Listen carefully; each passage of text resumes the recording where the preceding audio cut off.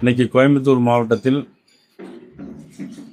நடைபெற்ற விவசாயிகள் கூட்டத்தில் கலந்து கொண்டு கோயம்புத்தூர் மாவட்டத்தினுடைய வடக்கு தெற்கு மாவட்டங்களுடைய நிர்வாகிகளை சந்திப்பதற்காக இன்று கோயம்புத்தூர் வந்திருக்கிறோம். வந்தபோது தான் காலையிலிருந்து பல செய்திகள் இல்லை என்று பார்த்தா இன்னைக்கு மிகப்பெரிய ஒரு மோசடி வேலையை தமிழக அரசாங்கம் அரங்கேற்றிருக்கு. கிட்டத்தட்ட 25,000 கோடி ரூபாய் சொத்து மதிப்பு. கரூரில் 25,000 கோடி ரூபாய் சொத்து மதிப்பு, 3085 ஏக்கர் அறநிலைத்துறை நிலத்துக்கு சொந்தமான கரூரில் புகழிமாலை பாலசுப்ரமணிய சுவாமி,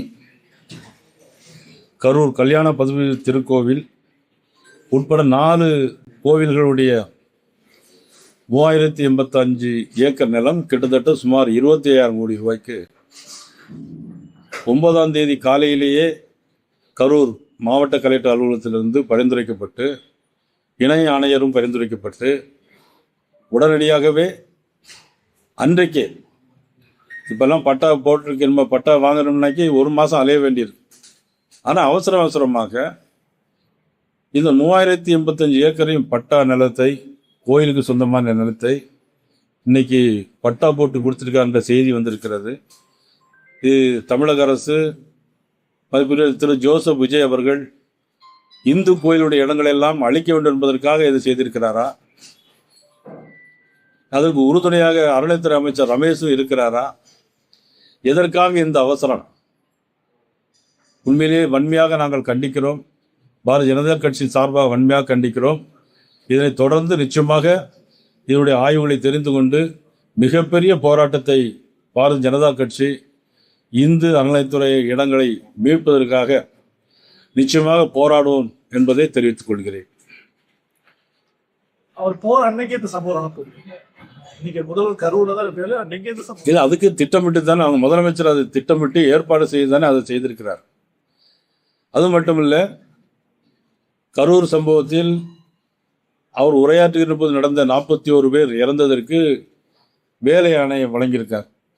நான் கூட அதுக்கு முதல்ல உண்மையிலே வரவேற்பு நான் சொன்னேன். ஆனால் அதற்கு முன்னால் முதலமைச்சர் ஒரு முதலமைச்சராக இருந்து என்ன பண்ணியிருக்க வேண்டும் என்று சொன்னால், இதற்கு முன்னால் சாலை விபத்தில் மரணமடைந்தவர்கள் நிறைய பேர் இருக்கிறார்கள். அதே போல மின்சாரத்துறையில் லீகல் கேர்ஸ் அவனுடைய வாரிசு அடிப்படையில் நிறைய பேருக்கு இன்னும் வேலை பாதுகாப்பு கொடுக்க வேண்டியிருக்கிறது. போக்குவரத்து துறையில் இன்னும் நிறைய பேருக்கு வேலை கொடுக்க வேண்டியிருக்கிறது. வருவாய்த்துறை, கூட்டுறவுத்துறையில் அதில் பணியாற்றும் போது உயிரிழந்தவருடைய வாரிசுகளுக்கு இன்னும் ஆயிரக்கணக்கான பேர்களுக்கு வேலை கொடுக்க வேண்டிய ஒரு நிர்பந்தம் இருக்கிறது. குரூப் 1 எடுத்துக்கிட்டாலும் சரி, அல்லது மற்ற தமிழக தேர்வு பரீட்சைகளை எடுத்துக்கிட்டாலும் சரி, இதில் படித்து கஷ்டப்பட்டு குடும்பத்தோடு படித்து கஷ்டப்பட்டு பாஸ் பண்ணி அதில் உள்ளவர்களுக்கு வேலை வாய்ப்பு முன்னுரிமை கொடுக்காமல் இப்பொழுது கொடுத்ததை பற்றி நான் தவறாக சொல்லவில்லை. ஆனால் இது கொடுக்கிறதுக்கு முன்னாலே சீனியாரிட்டி பிரகாரம் அவர்களுக்கு கொடுத்திருந்தால் நன்றாக இருக்கும். இது ஏதோ இவர் கூட்டத்துக்கு வந்தவர்களுக்கு இறந்ததை வைத்து கொடுத்தால் இது ஒரு சுயநலம் இருக்கிறது.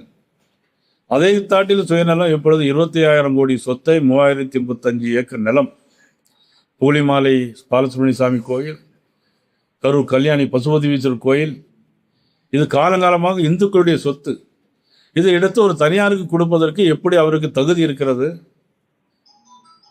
இதனால் எந்த தைரியம் வந்தது என்பதைத்தான் நாங்கள் கேட்கிறோம். அது இப்போதான் ஜியோ, அது அவங்கள்ட்ட வேண்டிய ஆளுக்கு தானே கொடுத்துருப்பாங்க நிச்சயமா. அதற்கு அடுத்தபடியாக பிரஸ் கூட்டத்தில் நமக்கு உங்களுக்கு தெளிவாக சொல்றோம். இல்லை, அது எது பற்றி இன்னும் சரியாக தெரியவில்லை. இப்பொழுது ஜியோ வந்திருக்கு. யார் யார் பேரில் என்னங்கிறத பார்த்துட்டு அவங்களுக்கு சொல்கிறேன். அதே போல் அதிமுக ஆட்சியில் பல்வேறு ஊடகங்கள் இருந்தது. நாங்கள் இன்னைக்கு வேணாம் கொடுக்கணும். எந்த நீங்கள் அரசு அலுவலகம் போனாலும் மாமன், என் தம்பி, அண்ணன் அப்படின்னு சொல்லி லஞ்சம் கொடுத்து விட. அதாவது பணம் கொடுக்கறது மட்டும் ஒரு லஞ்சமாக சொல்ல முடியாது. தனக்கு வேண்டியவர்களுக்கு உதவி செய்தாலே அது லஞ்சம் தான். அதனுடைய அடிப்படையில் முதலமைச்சர் ஜோசப் விஜய் இவருடைய கூட்டத்திற்கு வந்தவர்களுக்கு மட்டும், இறந்தவர்களுக்கு மட்டும் அந்த வேலையானை வாங்கியிருப்பதும் ஒரு வகையில் லஞ்சம் தான். கொடுத்தது தவறு என்று சொல்லவில்லை. முன்னுரிமை அடிப்படையில் கொடுக்க வேண்டும். அதுதான் எங்களுடைய கோரிக்கை. அது மட்டும் இல்லை, இப்போ 3085 ஏக்கரை கொடுத்துருப்ப என்ன அடிப்படையில் ஒரே நாளில் கொடுக்க வேண்டிய அவசியம் என்ன? அதுதான், அதுவும் ஒரு லஞ்சம் தான். ஆக லஞ்சம் இப்படியெல்லாம் ஆரம்பித்து கொண்டே தான் இருக்கிறது. வேற உங்களுடைய இன்னைக்கு இந்த முதல் நிகழ்ச்சியை வந்து அரசு பள்ளி ஒளிபரப்பு பண்ணியிருக்காங்க. பள்ளி மாணவர்கள் பார்க்க இந்த வீடியோ வியாபாரம் பேசுறது அரசு பள்ளி அரசு போட்டு. உண்மையிலே இந்த மாதிரி சம்பவம் இது வரைக்கும் நடந்ததில்லை. சினிமாவில் தான் நம்ம பார்த்துருக்கோம். இப்போ புரட்சித் தலைவர் எம்ஜிஆர் அவர் முதலமைச்சராக வந்தபோது தன்னுடைய வாழ்க்கையில் என்னென்னலாம் சொன்னாரோ, என்னென்ன செய்வோம் அப்படின்னு சொன்னாரோ அதையெல்லாம் செய்து காட்டியவர். ஆனால் இப்போ நடிகராக இருந்து முதலமைச்சராக வந்திருக்கிற ஜோசப் விஜய் ஒரு சமுதாயத்துக்கு சொந்தமான சொத்தையே 3085 ஏக்கரை எடுத்து கொடுக்காருன்னா, அது மட்டுமல்ல, இவர் வரும்போது பள்ளி விடுமுறை விடுவதும் இவருடைய காட்சிகளை மாணவர்களுக்கு காட்டுவது என்பது அது உண்மையிலே தவறான விஷயம். மாணவர்களை தவறான வழியில் எடுத்து செல்வதற்காக உள்ள விஷயம். ஆக இதெல்லாம் வன்மையாக கண்டிக்கத்தக்கது. சார், மத்திய அரசு வழங்கப்பட்ட மானிய உணவு கோவை மாவட்டத்தில் 20,000 மூட்டை பதுக்கிட்டாங்க. இதில் வித்தியதுக்கான மேலே அதில் வேளாண் அதிகாரிகளும் அது அரசியல் கட்சியை சட்டமும் இருக்கிறாங்க. ஸோ இந்த நிலைப்பாடு தான் சென்ட்ரல் கவர்மெண்ட்டோட ஈவன் தமிழ்நாட்டில் கூட்டு ஒரு உரம் வாங்கினாலே அவ்வளோ ரெக்கமெண்டேஷன் கொடுக்க வேண்டியிருக்கு ஆதார். ஆனால் இவ்வளோ பெரிய பதுக்களும் இவ்வளோ பெரிய கடத்தலும் தமிழக கேஸ் இல்லைன்னு உங்களுடைய பொருள் என்ன சார்? அதாவது மத்திய அரசு 4,500 ரூபாய்க்கு வாங்கிய யூரியாவை 300 ரூபாய்க்கு விற்குது. இதில் மாநில அரசுக்கு எந்த விதமான சம்பந்தமும் கிடையாது. மத்திய அரசு, நரேந்திர மோடியோடைய அரசு, பாரதிய ஜனதா கட்சியினுடைய அரசு 4,500 ரூபாய்க்கு வாங்கி 300 ரூபாய்க்கு அந்த உரத்தை கொடுக்குறாங்க. அது மாதிரி டிஏபியும் 4,000 ரூபாய்க்கு வாங்கி 1,200 ரூபாய்க்கு விற்கிறார். இதில் லட்சக்கணக்கான கோடிகள் ரூபாய் அரசுக்கு இழப்பு இருந்தாலும் தமிழக விவசாயிகள் மட்டும் இல்லை, இந்தியா முழுக்க விவசாயிகளுக்கு நன்மைக்காக இன்னைக்கு பாரதம் மோடி அவர்கள் கொடுக்கிறார்கள். அதை சில பேர்கள் கர்நாடக மாநிலத்திலிருந்து அது வந்திருக்கதாக சொல்கிறார்கள்.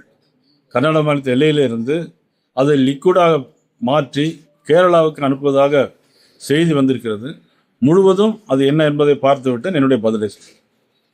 அயோத்தி ராமர் கோயில் அந்த அறக்கட்டளை நேரம் பேசவே பார்த்து ஆனந்த் சீனிவாசன் சார். இல்லை, தவறு எங்கே நடந்தாலும் பேச வேண்டியதானே. அது இன்னும் உறுதியாக ஒரு தவறு என்பது சொல்லப்பட்டிருக்கிறது. பத்திரிகையில் பார்த்தேன்.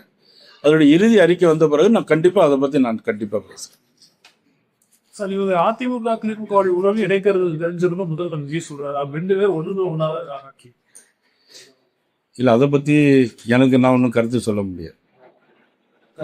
திரும்ப காங்கிரஸ் விமர்சிக்கிறாங்க, வைகோ விமர்சிக்கிறாரு.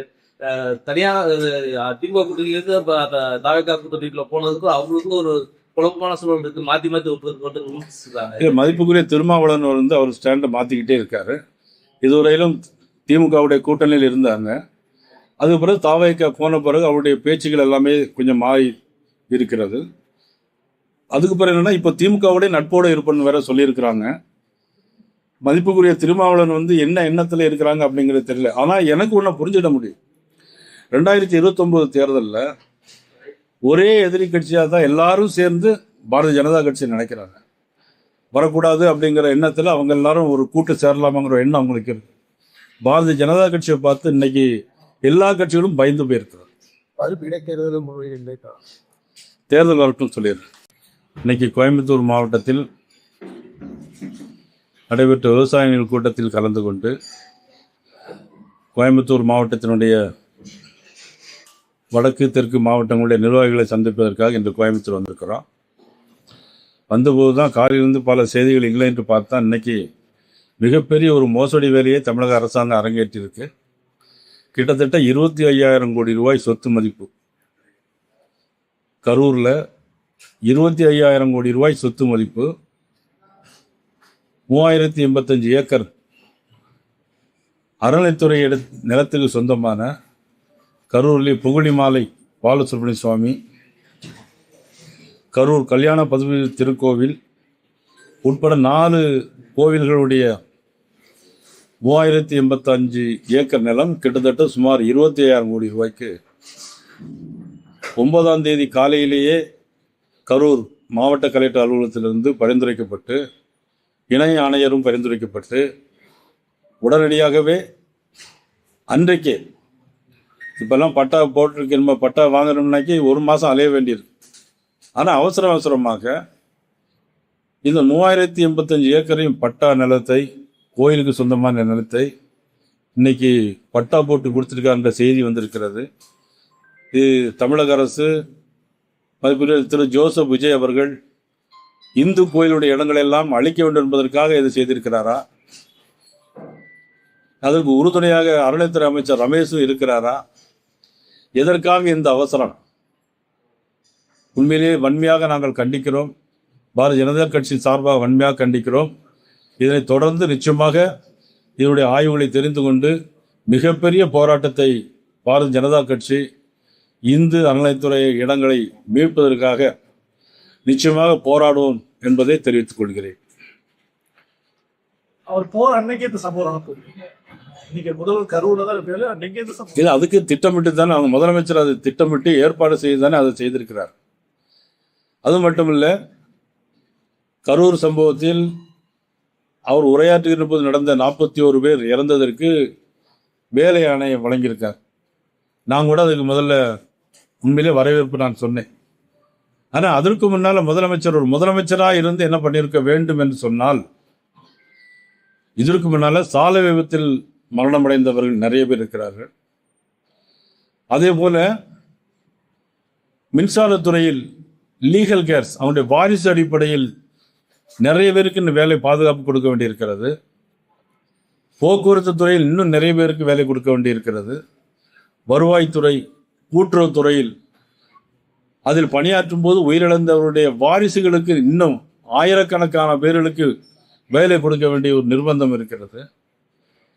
குரூப் 1 எடுத்துக்கிட்டாலும் சரி, அல்லது மற்ற தமிழக தேர்வு பரீட்சைகளை எடுத்துக்கிட்டாலும் சரி, இதில் படித்து கஷ்டப்பட்டு குடும்பத்தோடு படித்து கஷ்டப்பட்டு பாஸ் பண்ணி அதில் உள்ளவர்களுக்கு வேலை வாய்ப்பு முன்னுரிமை கொடுக்காமல் இப்பொழுது கொடுத்ததை பற்றி நான் தவறாக சொல்லவில்லை. ஆனால் இது கொடுக்கிறதுக்கு முன்னாலே சீனியாரிட்டி பிரகாரம் அவர்களுக்கு கொடுத்திருந்தால் நன்றாக இருக்கும். இது ஏதோ இவர் கூட்டத்துக்கு வந்தவர்களுக்கு இறந்ததை வைத்து கொடுத்தால் இது ஒரு சுயநலம் இருக்கிறது. அதை தாட்டில் சுயநலம் இப்பொழுது 25,000 கோடி சொத்தை 3085 ஏக்கர் நிலம், பூலிமாலை பாலசுப்ரமணிய சாமி கோயில், கரூர் கல்யாணி பசுபதீஸ்வரர் கோயில், இது காலங்காலமாக இந்துக்களுடைய சொத்து.